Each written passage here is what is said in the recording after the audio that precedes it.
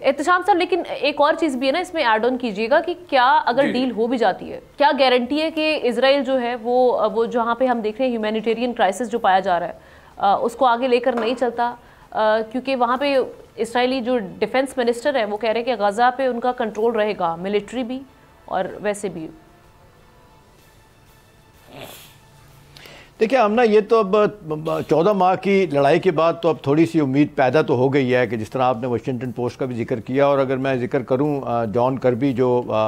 White house کے spokes person ہیں، جس طرح وہ بات کر رہے ہیں کہ وہ تو لفظ انہوں نے یوز کیا، we are getting closer to the deal,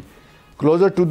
cease fire, اور ساتھ یہ بھی کہہ رہے ہیں کہ یہ چند دن کی بات ہے، یہ ہو جائے گا معاملہ۔ اور جس طرح سارے لوگ اکٹھا ہو رہے ہیں، نیتن یاہو کے بارے میں شام تک یہ بھی خبر تھی کہ وہ ابھی وہاں پہنچے نہیں ہیں، میڈیا ان کا بالکل ڈیفرنٹ باتیں کر رہا ہے۔ اب نا ایک چیز جو اسرائیل کے لیے بہت پریشان کن ہے، انٹرنیشنل کمیونٹی بھی ان کو کہتی ہے، سارے ڈیفنس ایکسپرٹ بھی ان کو کہتے ہیں کہ اتنی تباہی کرنے کے بعد بھی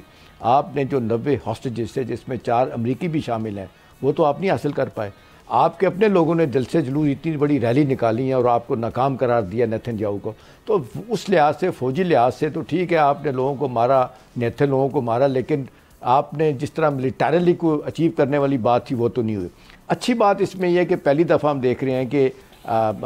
حماس والے جو ہیں وہ پہلے پرائے شرطیں نہیں لگا رہے ہیں، وہ کہتے ہیں ہم نہیں شرط لگائیں گے، لیکن اس حوالے سے اب جو ہے نا اسرائیل نے بھی تھوڑا سا نرم رویہ رکھا ہے، تو امید کی جا سکتی ہے کہ جی آنے والے دنوں میں شاید یہ معاملہ ٹھیک ہو جائے۔ لیکن یہ انٹر لنکڈ ہے آمنہ سیریا کے ساتھ بھی، دیکھیں نا سیریا میں پولیٹیکل ٹرانزیشن ہو رہی ہے، وہاں پہ اب وہ میں دیکھ رہا تھا کہ جو ہم نے اپنا یونائٹڈ نیشن کے اسپیشل انوائے ہیں وہ تو کہتے ہیں کہ جی سیریا پہ کہ ہم انگیجمنٹ کے لیے تیار ہیں، جانے کے لیے تیار ہیں، ہم چاہتے ہیں کہ جتنی امداد اکنامک دی جا سکتی دی جائے، لیکن دوسری طرف مسئلہ ہے کہ 2011 سے سینکشن لگی ہیں سیریا کے اوپر، امریکہ کی بھی، برطانیہ کی بھی، یورپین یونین کی، وہ کیسے ختم ہوگی؟ اور اس سے بڑی بات یہ آمنہ کہ اس وقت جو جولانی صاحب وہاں پہ سربراہ ہے، جو وہ اب دیکھیں القاعدہ والے تھے، امریکہ ان کے خلاف تھا، آج امریکہ ان کے ساتھ ڈیل کر رہا ہے، تو اب کیا یہ انٹرنیشنل جہادی جو ہے ان کے ساتھ یہ انٹرنیشنل کمیونٹی کس طریقے سے گیج کرے گی؟ ایک مسئلہ مڈل ایسٹ کا نقشہ کس طریقے سے بدلے گا؟ جو انیشلی اسرائیل اہداف چاہ رہا تھا وہ تو ان کے پورے ہو گئے، جس طرح آپ دیکھ رہے ہیں کہ وہ سیریا میں اندر تک آ گئے ہیں،